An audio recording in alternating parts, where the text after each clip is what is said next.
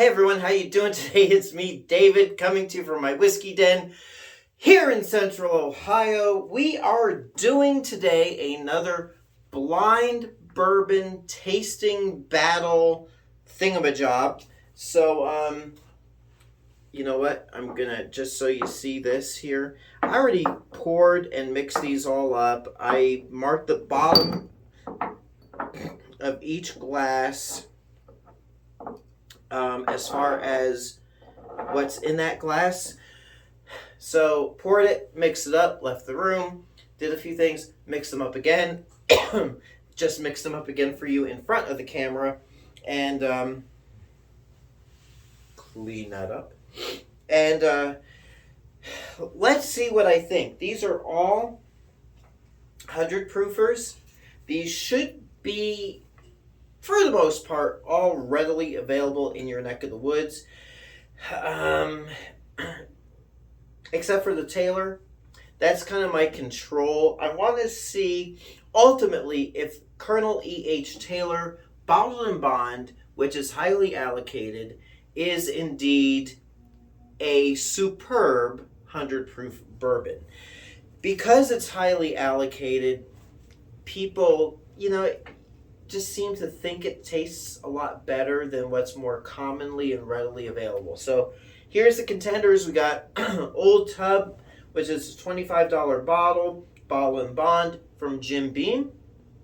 And again, we've got the Colonel E.H. Taylor Small Batch, Bottled & Bond, $50, highly allocated. Just about impossible to find. You do see it once in a while. And when you see it, you tend to buy it. So I've done a couple of reviews on that. Very Old Barton, 100 proof. Very Old Barton is the bourbon that got me really into bourbon collecting and exploring bourbons I've never seen before. And for the price, $15 or so.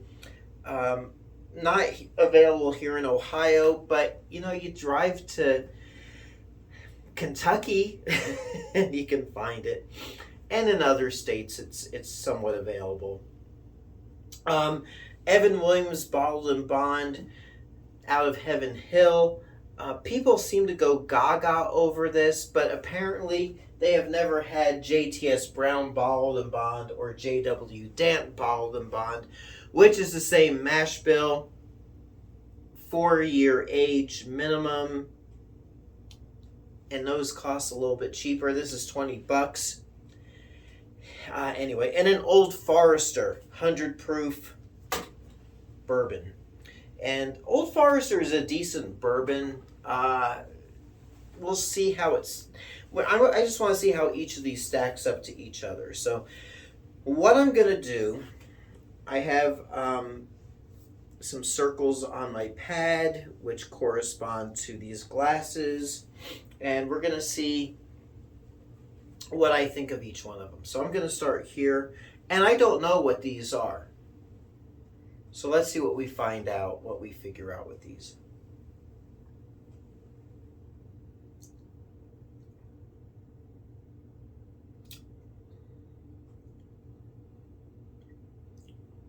Pretty smooth, pretty mellow. There is a little harshness on the tongue, but it's also sweet, has a little sweetness to it.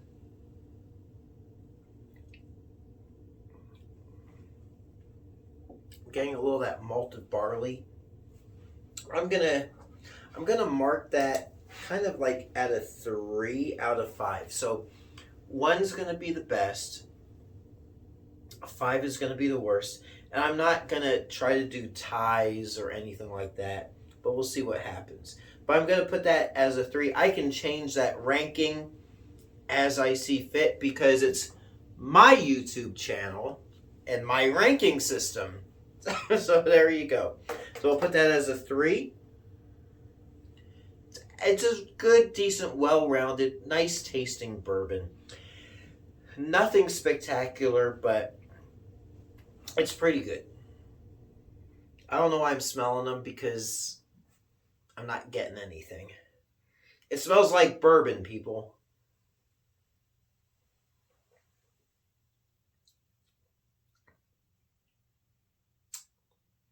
It's a bit more harsh. Mm. I'm glad my wife doesn't watch these videos much because she hates that face. Oh, not not very enjoyable. I'm actually gonna mark that as a 4. Um, kind of like a Listerine taste. Again, not super enjoyable. Not crazy about it. Um, tastes pretty cheap. Okay. I'm actually getting some notes on this, kind of like a kind of like a not candy, more like an unsweetened licorice flavor smell. It smells pretty nice. It's got a little age on it.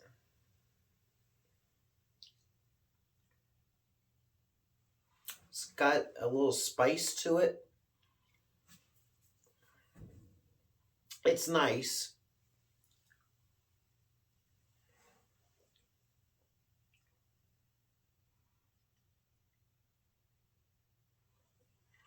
Um, it's not spectacular, but I think that's a 2. I'm gonna mark that to 2. This one,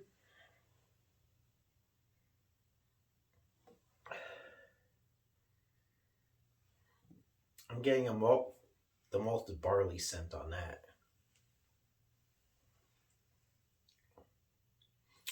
It's the smoothest of the lot so far.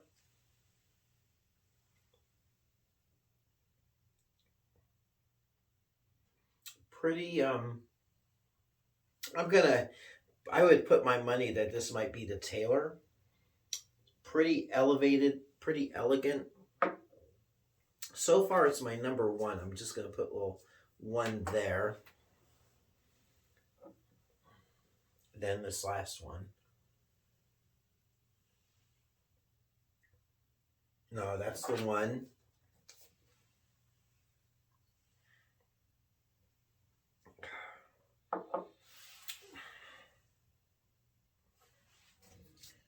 Two, 3, 4, 5. This will be easy. I won't be able to mess this up. So what I'm gonna do, because I don't want to keep drinking.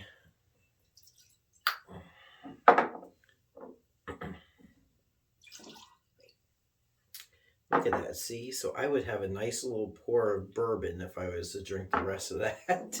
See that? But I'm going to just put this over here. And I emptied it into that glass because I don't want bourbon all over the floor when I turn these glasses over. Okay, so how should we do this? This is really ironic because number 1, 2, 3, 4, 5. So let's start with going down the old esophagus. Number 5, my least favorite. Wow, is number 3, which is the Old Tub.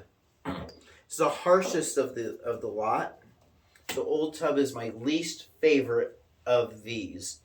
I thought for sure the Evan Williams Bottled and Bond would be my least favorite. That's the Old Tub.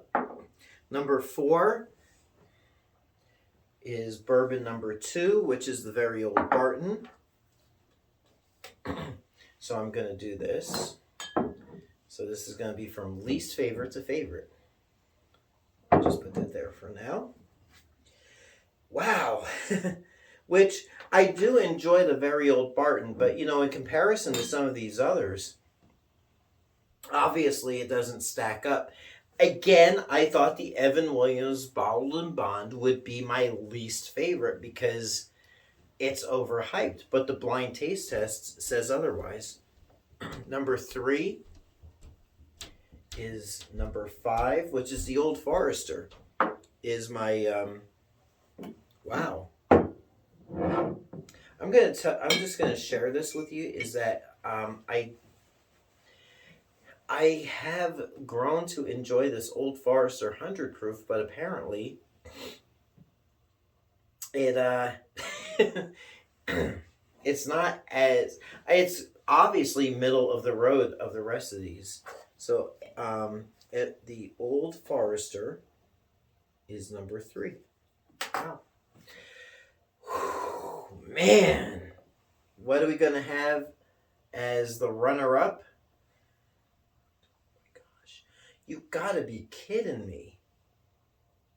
I can't be preferring the Evan Williams Bottle and Bond over the Taylor. Taylor came in at number 2. That means Evan Williams Bottled and Bond came out on top. That's number 1. That is nuts. So I guess the Evan Williams Bottled and Bond isn't as bad as I thought it was. I'm actually gonna, because it was close, I'm gonna kind of call a draw. But that means I am going to be doing a second blind 100 proof video at some point. I'm going to include some of this other stuff that I did not try today, like the JW Dant and the JTS Brown, and maybe a couple of the other 100 proofs, and see what I think of them. So there you go. These results surprised me. So I guess if you have a choice between Evan Williams Bottle and Bond and Taylor, I'd still get to Taylor because it was pretty close. Man, that's wild. Because I kind of detest this normally, but not knowing what it was in a blind, I guess it was better than I thought it was. So there you go. Until next time, it's me, David, coming to you from my whiskey den here in Central Ohio. I hope your next pour is your best pour. We will catch you soon, and thanks so much for watching. Hey everyone, if you like what you see, please like and subscribe so you can be notified of future videos as they drop. Thanks for watching.